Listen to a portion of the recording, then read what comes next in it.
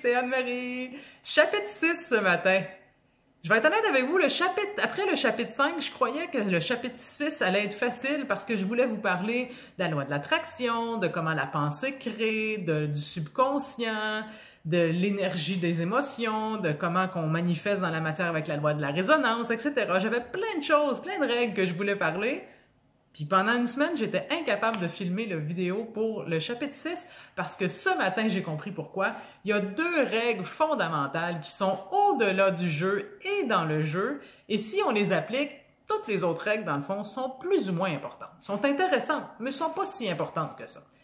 Les deux règles que je veux vous parler, il y en a une qu'on a déjà un petit peu commencé à aborder. On va l'appeler « Nous sommes un ». Dans le premier chapitre, on parle de l'origine. On parle que Dieu, dans le fond, il était assis, la source, elle se contemplait dans tout son potentiel, puis elle s'est dit, je vais me défaire en milliards, trilliards de morceaux, et je vais dire à ces morceaux de casse-tête-là d'aller vivre leur vie, de partir en voyage, et quand ils vont revenir, ils vont pouvoir venir m'enseigner sur ce qu'ils ont vécu, et je vais, de cette façon, mieux me connaître. OK? Donc, on est un avec l'énergie de Dieu, parce qu'on est, on pourrait dire, un enfant de Dieu. Et comme on a vu dans le chapitre 5, tout est de l'énergie avec la signature et la photo de Dieu dedans.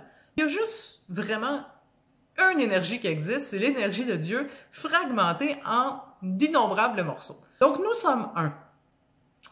C'est la première règle.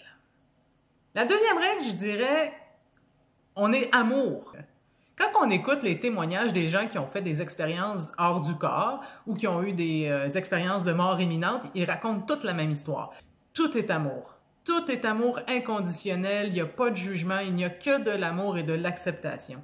Donc l'énergie de la source de Dieu, plus on se rapproche de lui, plus on a cette impression d'amour inconditionnel.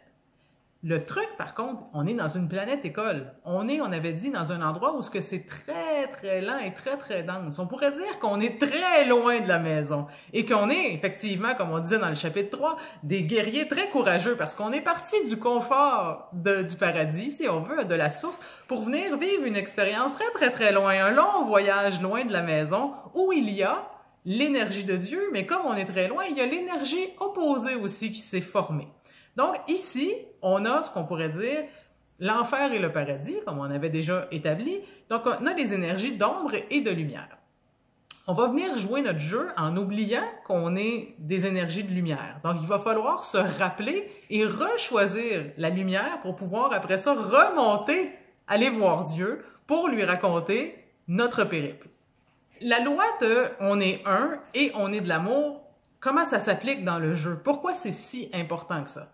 Parce que comme on est ici et qu'il va avoir les énergies opposées à l'amour, le gros challenge, là, c'est d'être capable de mettre de la lumière là où il y a de l'ombre. Parce que si on regarde quelqu'un qui est méchant et qu'on le condamne en disant « il est méchant », ben, il va juste avoir un peu plus d'énergie de méchanceté autour de cette personne-là. Mais si on l'observe et on se dit, mettons, mais merci pour les leçons que tu m'apprends, on pourrait aussi avoir de la compassion en disant, mon Dieu, cette âme-là est presque éteinte.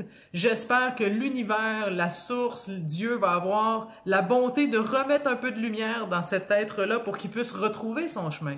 Donc, si on est capable de mettre de la lumière sur l'ombre, un peu comme dans la nuit quand on s'en va à la salle de bain puis que tout est sombre, quand on allume la lumière, ben la noirceur s'en va. Donc, ça serait le but de comprendre qu'on est tous un, de voir dans les gens plus difficiles même la présence de Dieu, au lieu de juger les autres, ça c'est très difficile, hein? Au lieu de les juger, de les condamner, parce que ça ferait juste grossir dans le fond l'ombre, c'est d'être capable de trouver la force intérieure et l'amour d'y mettre de la compassion.